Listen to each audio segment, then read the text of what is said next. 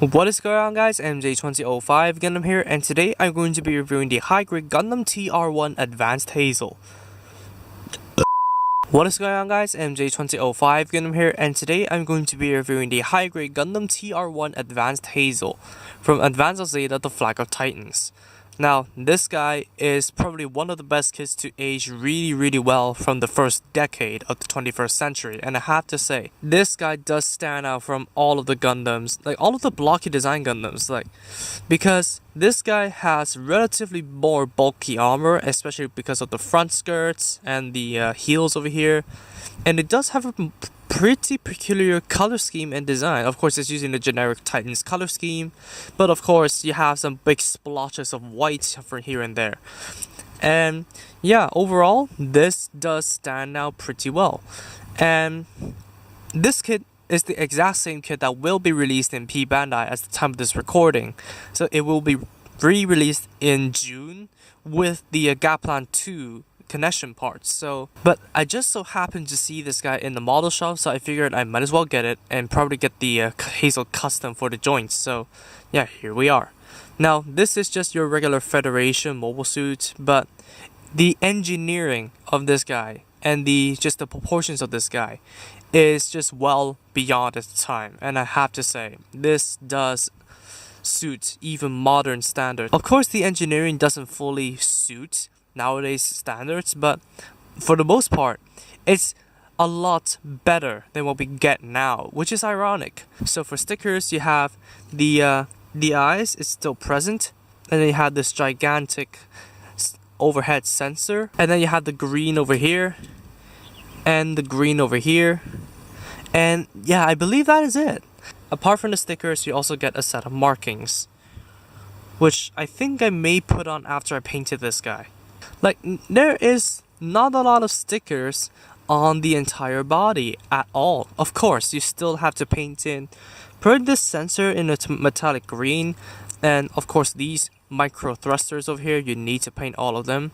But other than that, this guy does have all the color wraps with minimal use of stickers, and I like it. It does have a silhouette that stands out, it doesn't use a lot of stickers, and the proportions are accurate to the line art. So yeah, this guy is just way ahead of its time.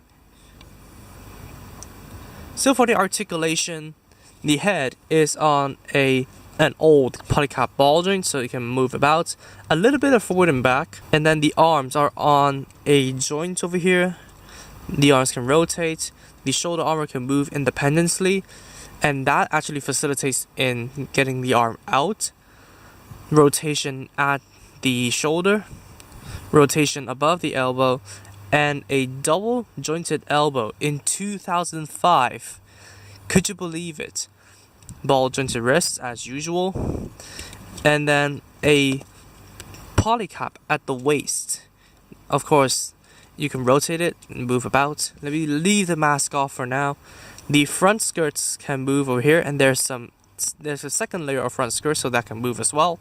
The side skirts can move. Back skirts are as usual a block, so nothing has changed there for the past few decades. And then the legs, there is no individual movements over here, so they can only go forwards, bend it, and then move forward. Then you'll get the maximum effect. And then towards the back, outwards as far as the ball joint will allow it. Rotation thanks to the ball joint, a double jointed knee, but it's due to the ancient engineering that the joint can only bend 90, not because of the bulk of the armor. If this kit was remade now, I believe it can do more, but it's satisfactory. And then the feet are on ball joints up there, and they have flip-flop action, and these guards can move up and down. It's kind of tight, but they can move. So all in all, this guy's articulation, man, it's probably one of the rarities in the first decade of the 21st century, because this guy, it has to be one of the best articulated Gundams back in 2005. For the accessories, you have the singular beam saber on the backpack right here. It's stored in with friction loosely, but I'm glad they did not use the pegs. So this guy does come with a singular pink beam, so you can stick it in there. And this guy does come with a few holding hands. I have to address this. So you have these, which are supposed to be for the Hazel custom, because you do have white hand covers that come with this kit. But I just decided to use it for this guy because the other hand that holds the beam sabers is this hand, which I absolutely do not like. Like, it fits in the shape of the beam saber perfectly, but yeah, most of the time it just doesn't work. It just comes apart. So there's the option to build regular hands, so why not just use the regular hands? So just stick it in, and there you go. It makes my job a lot easier. And then you have the beam machine gun or the beam rifle. I do not know which is which. You have nothing, no stickers. You have to paint in the scope. You have a movable support handle and a removable clip, but not interchangeable with the ones on the side skirts, because those are just ornamental. They are hollow on the other end, which is kind of a disappointing fact, but it's still a 2005 kit, so I cannot blame them. And then you have a trigger finger hand to hold the gun. But then the machine gun is also seen to be held by the sub arms right on the front skirts. You open it up like so, and then you flip the sub arm out, and they actually molded in claws, functioning claws. And yeah, basically what I did is that I stuck the top one right in the trigger and then tried to get every single finger of the claw to wrap around the gun.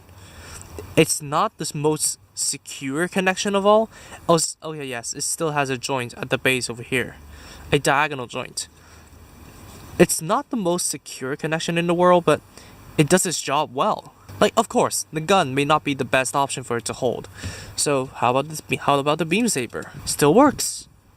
Even better than the gun, I might say. This pair of sub arms kind of put the Leviathan to shame, which is pretty ironic.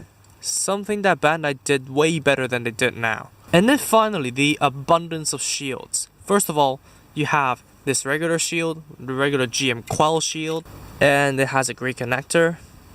So you basically connect it into the arm with this connector, which can connect into either arm.